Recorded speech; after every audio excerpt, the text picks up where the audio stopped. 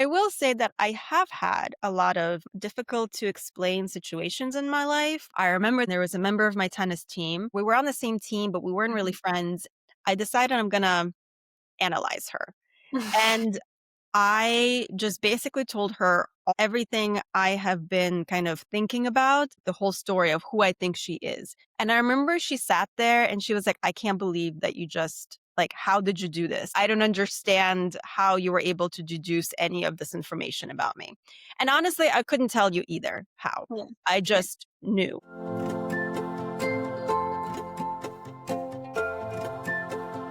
Hello, and welcome back to the How Are You Really podcast, where we slow down and have some genuine conversations. Today's topic is When Science Meets the Sacred, a psychiatrist's exploration of the soul. Today's episode explores the meeting point between science and the sacred, where psychiatry, spirituality, and meaning intersect. As psychiatrists, we're trained to understand the mind and the brain, but what happens when our patients start asking questions that reach beyond biology, about purpose, consciousness, and the soul? This conversation is about that in between space, the space where evidence meets intuition, where healing becomes more than symptom relief, and where curiosity can lead to transformation. I'm really excited to introduce our guest speaker for today, Dr. Ina Conboy. She is a board certified psychiatrist specializing in psychodynamic psychotherapy and medication management. She graduated from New Jersey Medical School and completed her psychiatry residency at Temple University with additional training in psychodynamic psychotherapy at the Psychoanalytic Center of Philadelphia. She has lectured widely on topics including psychotherapy, psychopharmacology, and mindfulness in clinical practice. Her treatment philosophy is rooted in empathy and a whole person approach, helping patients explore past and present experiences to gain deeper self-understanding.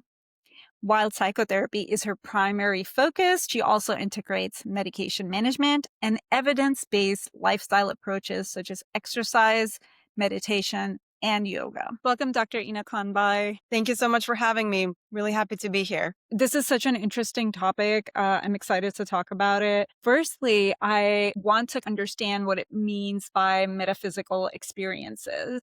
Sure. So metaphysics is actually more of like how I understand it as an area in philosophy. So I was a philosophy major in college, and Mhm. metaphysics was an area of study where you're exploring bigger things that are not related necessarily to the concrete physics that we see the world as. So questions in metaphysics would be like, what is the soul? Or what is there a soul? What is a continuity of self? Are we the same person today as we were when we were five?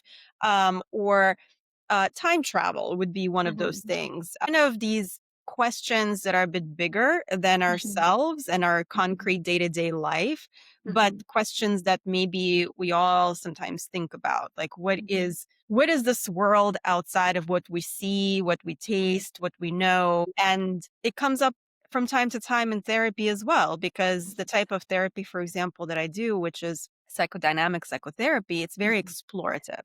And so Mhm. sometimes you have people who are just concentrated on, this is my life, these are the issues I'm having in my marriage, or these are the issues I'm having with other people in my life.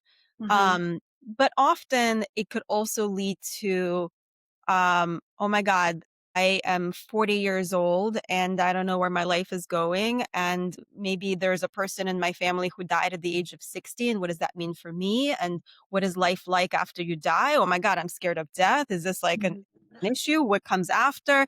Like, what is the point of this world altogether then? It's just, it kind of unravels. The deeper you dig, the more you'll kind of hit those existential and also kind of Mhm. metaphysical questions that people may have. That was very helpful. Why do you think these topics are like kind of left out of mainstream media when it comes to psychiatry? Well, first of all, with psychiatry, there is this belief that we don't really do psychotherapy much. There's so Mhm. many people who are surprised that we even explore anything outside of what an SSRI does to your brain. And so I constantly have to educate about, no, psychiatrists, especially I think these days, you'll see a lot of psychiatrists who do psychotherapy. And so maybe psychologists are meant to explore existential issues, but never psychiatrists, like in the Mhm. way that I think we're sometimes portrayed. And so I think that our society is very fast moving overall, Mhm. and we are constantly trying to find quick answers or solutions. And Mhm. questions like,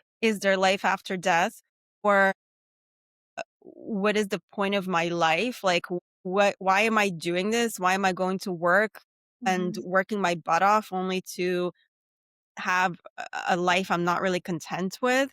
Mhm. All of these things take much longer to explore. And I Mhm. mean, I think they're pretty painful to explore sometimes. Mhm. And people don't always want to do that. And our society is not always catering to these bigger questions and to really digging deeper. The title includes the word soul, so I'm curious, which you have probably gone over, but, we talk a lot about the mind and body and not so Mhm. much about the soul, in even therapy or psychiatry, it doesn't come up as much. So, what do you think, are we headed in that direction where we talk about soul, and what does it actually mean to talk about someone's soul? That's a really deep question right there. I don't always know what it means. And I always talk to my patients when I'm doing Mhm. therapy and asking them, what do Mhm. you think this means for you? Like, I use the word soul. It may mean one thing for me, but it may mean something else to you. So first, I think we need to agree on the definition of what a soul is.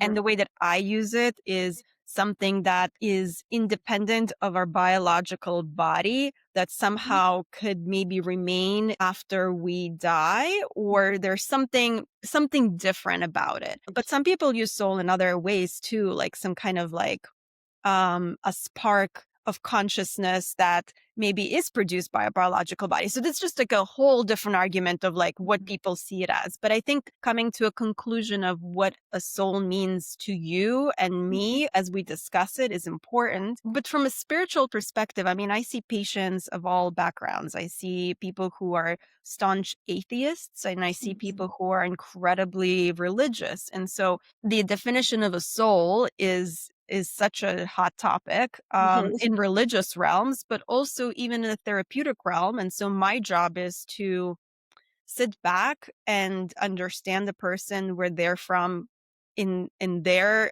belief system, and Mhm. then ask deeper questions regardless of what their belief system is, and kind of pierce a bit more through. Yes, the soul is a question for me. Like, does it exist or not? Mhm. Do I personally believe in the soul? I believe in consciousness, or whatever it is that maybe that soul may embody. I'm Mhm. not sure if I believe it like in a more like a religious perspective, but I mean, but the point is, it doesn't matter what I believe. Mhm. The soul is an important subject to discuss, regardless of what your feelings are about it, because it is so prevalent in our understanding of ourselves. I was gonna ask some of those questions, so that's great. The religion part is really important because a lot of the times even my patients, like, will bring up, "Well, I don't believe, I'm not spiritual," and I'm Hmm. like, "That's not what I'm trying to explore here." So, it's a very interesting topic, and it's hard to kinda define it, so I appreciate that. So, I guess one of, like, the questions that comes up is, if somebody has a spiritual experience or like a metaphysical experience, how do we differentiate that from true pathology? Yeah, I think that's sometimes really hard. I mean, think about it, like years, hundreds of years ago, people who were having seizures were thought to be possessed by demons. I mean, and to this day, you have a lot of like pathology that comes up that's biological, that also has like possible spiritual connections to it, depending on the culture a person is from. And I think that depends on the culture. Like, I think that maybe one presentation of someone who comes in and says that they're possessed by a devil could be Mhm. like, "Oh man, you're definitely psychotic here." But then Mhm. someone else may present in some ways with a similar story, and I would think twice about whether that's the case or not. So I Mhm. think it just depends on the bigger picture and getting to know the person and what their belief system is to begin with, Mhm. so that you can make these assessments based on the individual, as opposed to like the story that's being presented. Like, not every Mhm. person who hears voices is going to be psychotic. So it's a very individualized plan. But I definitely have had people who have had very unique stories. And when I listen to these stories, and this is where I also trust my gut feeling, how am I feeling while I'm listening to these stories? Like, what Mhm. is coming up in me? And I use that as almost like a thermometer for what's going on with that patient. And that's kind of where the connection comes in. Like, am I feeling like they're trying to relate and they're trying to really relay a story and there's Mhm. depth to the story and I'm feeling like I'm like really I'm really kind of what's the word I'm looking for? Invested in the story. And I'm like trying to figure it out as opposed to like, oh my God, that just made no sense. None of it is making sense. I'm not following it. Like I'm feeling detached. Like there is almost like a different feel of someone who is possibly relaying a non psychotic story versus psychotic story. Yeah. And so I'm curious. I know that you said that you studied philosophy. hmm So what actually drew you to spirituality and metaphysical states or ideas in psychiatry? Like how do you like kind of how do they I guess what is the interplay, but then also how did you get interested in that? Yeah. I always was curious about the world at large. I Mhm. always wondered about the bigger questions. It's kind of part of my personality. Mhm. And I love science, but science has a certain level up until which it hits, and then it doesn't go any further until like you have to set up a lot of experiments, you have to do a lot of research in order to test a lot of hypotheses, but it is very limited. We only know in science what we know at this time, but what about all of these other things that we haven't explored yet? And philosophy allows you to explore these subjects in a non-research way, like a non like in your mind, like you're able to use logic to create ideas and stories in your mind that you now have to test. Like in philosophy, in Western philosophy, there is a lot of logic Mhm. and it's called analytical philosophy. And so we use like A equals B, B equals C, hence A equals C. So use a lot of logic and deductive reasoning to try to come up Mhm. with solutions. And so it's Mhm. just another way of trying to figure out the answers to questions of what is life out there and why, I guess. And so to me it's almost a no-brainer that I combine philosophy with science because it's just different ways of approaching the same Mhm. questions. Yeah. Was there like a personal experience or like a turning point? It deepened your interest in this side of healing? And you don't have to share if you don't want to, but I'm just curious. Yeah, actually there was, but it may not be as interesting as one may think. Actually went to college thinking I'm going to do neuroscience major and anthropology minor. Mhm. And I just happened to take a course because it sounded so interesting. It was philosophy of sex. And I had a fantastic professor. He was actually a graduate student, and I unfortunately do not remember his name anymore. I was trying to actually remember his name the other day, but he taught this class so well, and it made me think, like really truly think and question my own views and question the readings that we were doing in class. Mhm. And I got so interested and excited about it that I decided to take another philosophy class and then another philosophy class. And then I was like, well, I might as well just do a major in philosophy. I was Yeah. thinking doing a minor and then major in philosophy because I'm already wanting to do all of these classes. So I'm just going to do this. So there wasn't really any particular like metaphysical or spiritual moment that I had that drew me Mhm. to doing philosophy more so just experience with the classes. But I will say that I have had a lot of difficult to explain situations in my life where I have an incredibly strong intuition. Mhm. And I've had this intuition since I was a kid.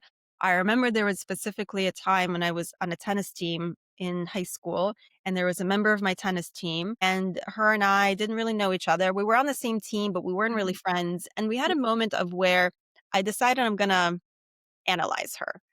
And I just basically told her all of the intuitive hits and everything I have been kind of thinking about. And I just told her the whole story of who I think she is. And I remember she sat there and she was like, I can't believe that you just, like, how did you do this? Like, yes, this is me. Mhm. Like, I don't understand how you were able to deduce any of this information about me. And honestly, I couldn't tell you either how. I Yeah. just knew. Now, whether this knowledge, and we're learning more about intuition these days, but whether it was me just processing information that was there, but unconsciously processing it and just taking it all in and like kind of putting this whole picture together, Mhm. versus like me like tapping into the ether and like getting this information about her. Like, I don't Mhm. know which one is was, but the point is that my intuition has always been incredibly strong and I have learned to trust it. And it's not seen as very scientific. It's not seen as like, oh, you are doing this clinically sometimes because this is what the science says. Like my Mhm. clinical skills are a combination of science, but also incredibly strong intuition, both kind of what I've learned, but also like my innate intuition. And I can't turn that off. So it's something that has allowed me to be more open-minded about other things in life too. Yeah, I can relate a little bit because I remember being 15 and I don't think it was that, but like, like kids, you're a teenager, you're kidding around, and like somehow I decided that I can read like your personality from your handwriting. I don't know why I chose handwriting. Yeah, I mean, it's a thing, right? Like there are Right, these right. people who do this for business. Yeah. So one, person that I had newly started to kind of get to know, she wrote down something for me and I said that I don't think you're close with your father. I think you're closer with your mother. And she was like, well, my father passed away. And so her connection with her mom at that time was stronger. So, stuff like that. There was a lot Mhm. of stuff that came up. So I can relate to that. And I do a lot of psychodynamic psychotherapy too. So I wonder if my attraction to it has a similar experience as yours, the intuition. Um, I You had started talking about this, and I'm curious to know what spirituality means to you, what soul means to you, and how does it affect your personal life? Of course, you talked about your practice already, but what about Mhm. your personal experiences in your life? Um, so spirituality to me means trying to connect to something greater than myself and something greater than I can see in front of me. Maybe because I am a Cancer as my zodiac sign, but connection means a lot to me. Like I thrive from connecting with people, but Mhm, I think connection is not just to people, it's also a connection to something um that the universe, I call it, something that mhm, is the energy of us all. I have had spiritual experiences where again it's very difficult for me to explain certain things happening, but when I was in Mexico once I had a time where I felt very connected, and there was some kind of energy. It was in Tulum, Mexico, and there was a mhm, lot of energy flowing in that place. And I remember I came to some kind of a Mayan archaeological site, and there were these trees, and I've never had this experience before and I've never had an experience since, but I could swear that the trees were communicating with me. Sounds psychotic, right? But it was like this pure feeling of like some sort of like energy just coming off these trees, the sound of the trees. Like I felt like I was like harmonizing with them. And it was mhm, such a powerful and strong experience that, again, you can't just be like, well, that was that. Like, who cares? Like, it's so life penetrating and so moving that it's mhm, difficult for me to be like, well, I don't, I'm just not a believer in anything. Like it's the experiential aspect is very strong. And I'm also a meditator. I meditate pretty regularly. I've been meditating for probably the last 15 years or so regularly. And that has definitely deepened my connection to the world and to these, what we may call mystical experiences, where I've had some visitations from people who have been deceased. I have sometimes received messages and had to like, felt like I needed to pass them on.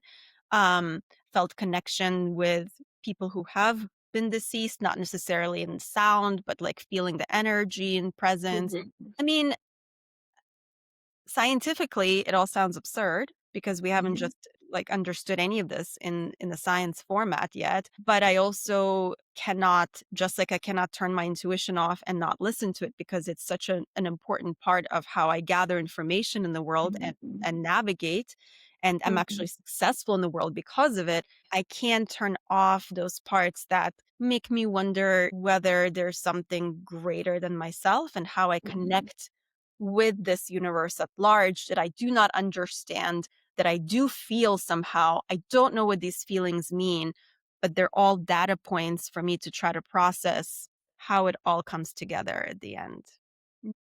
That is so beautiful. Um, and as you were speaking, I was thinking about, like, just, like, our unconscious, right? Because the unconscious space is just kind of somewhere. It's kinda almost like a metaphysical, and that even that experience of when you start to kinda tap into it is unexplainable, and Mhm. so, yeah, so that was really cool and helpful. So, Well, I think um it's kind of like how Carl Jung Mhm. kind of talked about the collective unconscious, like the like we're all like there is something out there, and how much you pick up on the unconscious, just not just for yourself, but other people, Course. Mhm. how you can read it. Like I'm sure maybe at some point this will come out scientifically and they'll be like, of course, this is how we do Mhm. it. But right now it all seems magical to us, just like seizures seem to be demonic Yeah. hundreds of Yeah. years ago. Yes. About the trees being kind of, like, musical and speaking to you, I mean, and I know that you've talked about this on your podcast, about sound baths, right? And just Mhm. sound healing and vibrational healing. So there is some science behind it, but then there's an emotional, spiritual side to it, and I always talk about that side because I feel like, that there is just something. Yes, there is the vibrational, science that, we have studied, but there is, like, this weird spiritual thing that happens within me when I am attending a sound bath. So it's Mhm. similar, right, in that sense too. And then just the energy in the room can be completely different. And having that intuition is so powerful and rare. Not everyone has that. Well, just kind of speaking about the trees and like the sound that you were just talking Mhm, about, there's a mhm, really good book. I think it's called Light Eaters, and it's written by Zoe something. I'm terrible with mhm. names, and I'm It's sorry, I'm forgetting her last name here. But it was basically about plant consciousness and whether there is okay. such a thing as consciousness in plants. And there Mhm, was a research study that was done where there was like a huge forest, and these caterpillars were like, I think they were caterpillars. This is terrible because I sometimes like I will present the right information, but I will forget some details that may make it important. But basically, they were eating these trees, and the trees were dying. And somehow, ultimately, the trees that were dying were able to communicate with the trees that were really far away. And mhm, by the time the caterpillars started kind of to get to these trees developed a way to basically either kill the caterpillars or basically not allow these caterpillars to continue to eat these trees. mhm, But the mhm, idea was is that it wasn't through a root system because it was too far away. And so mhm, there was some sort of like hormone or something that was being produced, or somehow like in a way that we do not understand yet, the communication was coming through from one area of the woods to another area of the woods. mhm, And so this idea of communication and mhm, consciousness, which again we don't understand fully in plants, may also somehow be related to us. Like if we are in mhm, tune, and if there's something going on, like is it possible for communication to exist between beings that are not speaking the same language or mhm. not even in the same animal species or in the animal kingdom? Like, is it Yeah, possible? Maybe. yeah. It's like you understand what your pet needs, right? They can't speak. Exactly. We could Yeah. argue though that this is an animal, and so obviously we'll have some mammalian communication there that's common. But I mean, I don't think it's too far of a stretch to maybe consider that we can also communicate with living things that are not the Mhm. same as us in any way. Yeah, and they are alive, so there is something that is. keeping them alive. They're just like our heart, right? Something's having a beat for us to be alive. Mhm. The same thing with plants. Something is having that system go. And so that makes so much sense. Okay. So now I guess one of the things that I would kind of shift is towards like patient care. So when there is like this, maybe like a negative energy or like a spiritual distress or just existential distress, how do you hold the space for these patients? How do you approach it? I approach it as I approach everything else in life, with more questions, with trying to guide the person in trying to understand their distress about this, and giving the space for them to sit in the distress too, for myself and for them. If there is like a very strong, weird distress that I feel, and again, and this is when it comes to intuition, like, oh, are they so distressed that they may end up wanting to take their life? That's a different story here.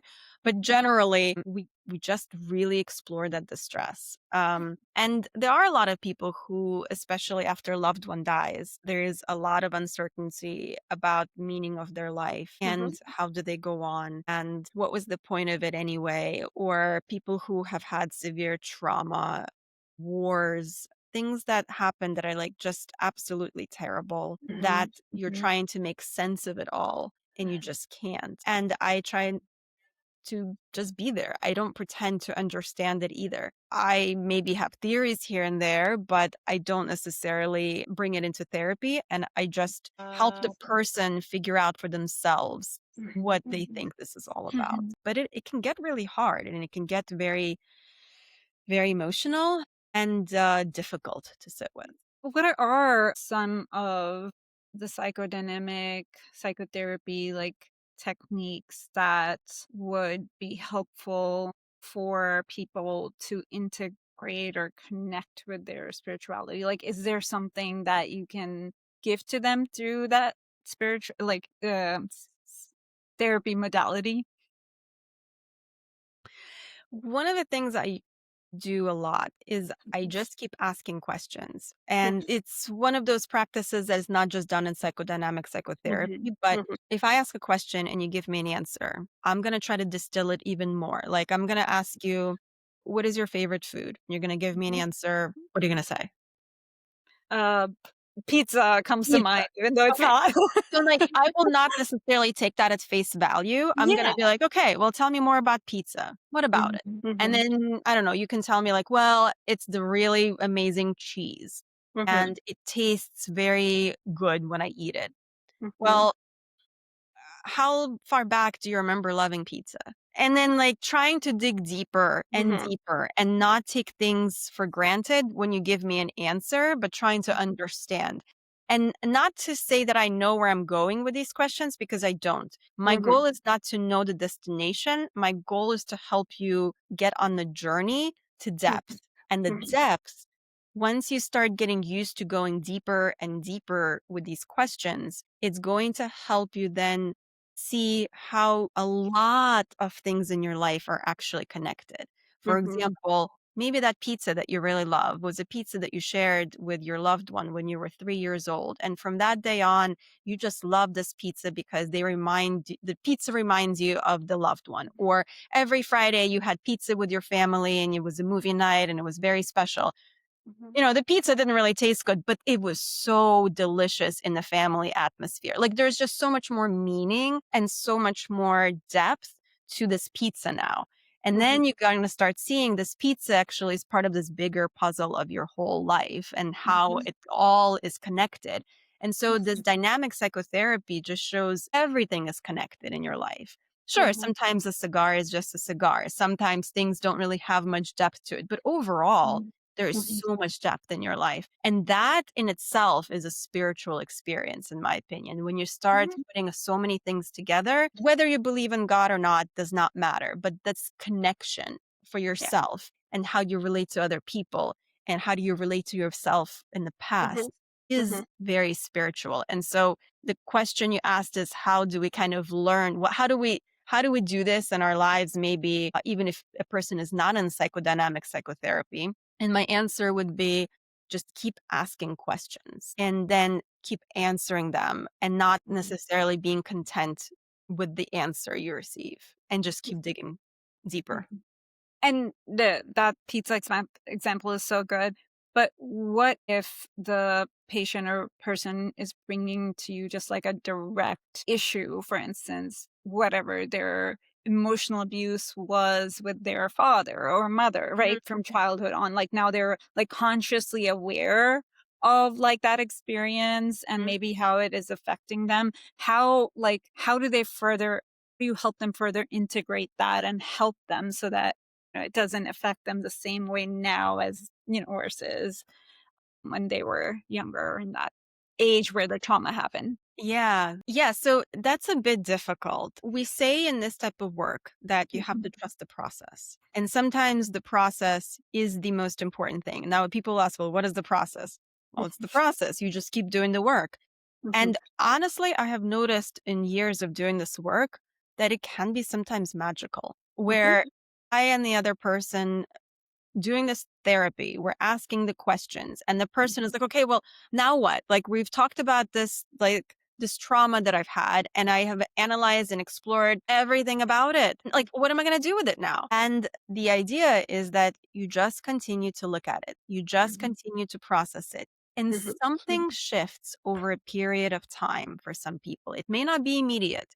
It may not be in a year or two or three, but the longer you engage with this process, mhm, things shift and they shift on a much bigger level than we even sometimes expect. Like you can come in into the therapy expecting to just maybe better your relationship with your wife and then come out of it long term in a much more transcendent way where you have a different relationship with other people in the world at large. And so mhm, the process is somehow puts you on this journey towards tremendous growth, and it takes time to see it. But with trauma in itself, it's a piece of you, but not all of you. And so I never really do like therapy just for trauma. Like we talk mhm, about it, but then we tie it to this bigger whole. mhm, Let's say a person comes in and says that they were molested by their parent. And then mhm, we look at also the history of that parent and the history of how they were raised and the mhm, history of maybe how, like, the family at large that they come from. All of a sudden, after a while, and this takes a long time because there's so much hurt, and not everyone can do the work either. Like, I will say this, like, it's this type of therapy is not for everybody because depending on where they are in their journey. But if you do this therapy long enough, you actually start developing empathy and understanding on such a much bigger level of connection. You see yourself not as like the center of the universe where everything happens to you. You see yourself as this person who is part of this much larger story where mhm, a lot of pain and suffering has occurred in this generational maybe trauma or this bigger mhm, picture of one's life. And that can also be healing in a way that you understand, like you don't take it maybe as personally as mhm. maybe you did before. But again, every person has their own individual journey, and this therapy is not for everybody, for sure. Yeah, that was helpful. Before we close, I always ask, how are you really doing? Thank you so much for spending this time with us on How Are You Really? If something in this episode spoke to you, send it to a friend, leave a review, or follow the